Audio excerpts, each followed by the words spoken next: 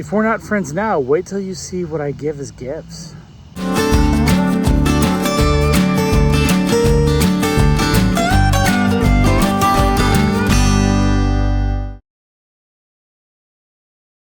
Hey, Whiskey Outpost, how's it going? It's Chris, and don't worry, I know we're friends. It's fine, not worried about it. You might get a gift anyway. But yeah, it's National Bourbon Heritage Month, and today's challenge is to talk about a bottle that I would give as a gift. And so let's get right to it. Boom. 13th Colony. This is just their straight bourbon whiskey, right? Like, it is just, there's nothing average about it, but this is what they bottle and what they sell in stores. And it's not terribly expensive. I think I find this bottle for $50 maybe. And now I can find it on the shelves. In Kansas and Missouri, it used to be nowhere. And so I would have to drive to Georgia if I wanted a bottle. And then I bought a bottle, and then I wanted to drive, I think you've seen the episode. My wife actually drove to Arkansas, like an hour out of her way to bring me back a straight bourbon and a rye. And frankly, it's still one of my top 5 ryes ever. And the bourbon is amazing. For gifts, I don't tend to give rye unless I know you're a rye person. Bourbon is just more of a crowd pleaser. But there it is, in all of its glory. This is actually batch 2023. It's 95 proof. And yeah, it's not going to drink like super strong, which I think is actually one of the reasons why I like it as a gift, because not everyone is a bourbon fan yet, but if you give them the right bourbons, they can be. This is what it looks like in our Glencairn. It's actually a little bit lighter, I don't think, although I've got a light back there. And yeah, let's go in. On the nose, it smells like bourbon.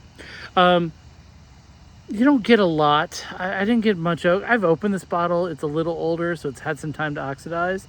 But, I'm just, I get proof on the nose.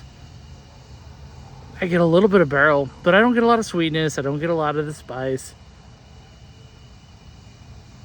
But I actually still keep getting proof. Like, my nose is burning, and for 95 proof, I wouldn't expect that.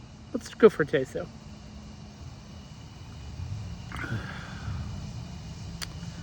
The taste is absolutely everything you want to give in a gift, if that gift is bourbon. So if someone is not used to bourbon, there's enough sweetness that they're not going to find it offensive.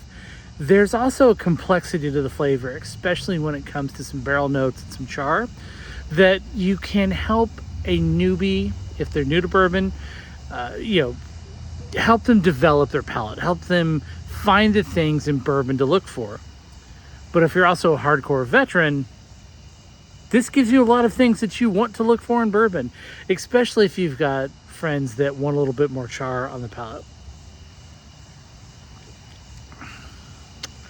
Yeah, even on the second taste, I still don't get the traditional bourbon baking spices. I get the barrel, I get the oak. It's not overpowering because there's definitely enough sweetness that it's not just like an oak bomb in my mouth. Which is good, because that's not really my favorite. I really like balanced bourbons, and I think this bourbon has a fantastic balance to it. So definitely my pick is something that we can give as a gift. I hope you agree, and yeah, I hope you check us out.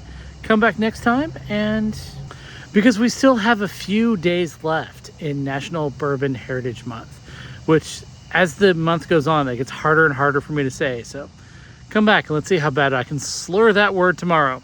Talk to you. See ya. Like, subscribe, do the thing. Appreciate it. Bye-bye.